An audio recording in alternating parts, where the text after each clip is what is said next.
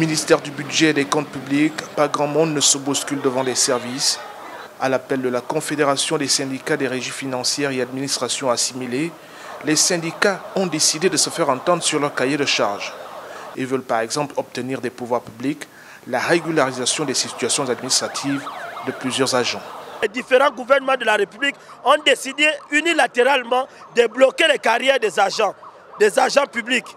Et donc les carrières sont bloquées. Pendant ce temps, les agents vont à la retraite avec des pensions de précarité. Et donc nous disons, sinon, pas du tout, aucune pension. Alors nous disons simplement que l'administration, le gouvernement doit revenir sur cette décision et développer la carrière des fonctionnaires. L'une des victimes de ce blocus des carrières administratives est, selon la Confédération syndicale, le personnel de la main-d'œuvre non permanente, admise en retraite pour un grand nombre, sans pension.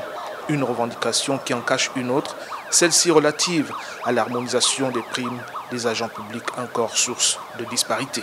Dans une administration, deux ménagères n'ont pas la même prime, alors que tous sont ménagères. Deux cadres de niveau A1 n'ont pas le même traitement, alors qu'ils ont la même catégorie à la fonction publique. C'est cette justice sociale qui nous amène aujourd'hui dans la rue. Selon nos sources, le gouvernement gabonais suit de près ce dossier et envisage pour bientôt une large concertation avec les partenaires sociaux des régies financières, au fin de trouver de commun accord des solutions en guise de sortie de crise.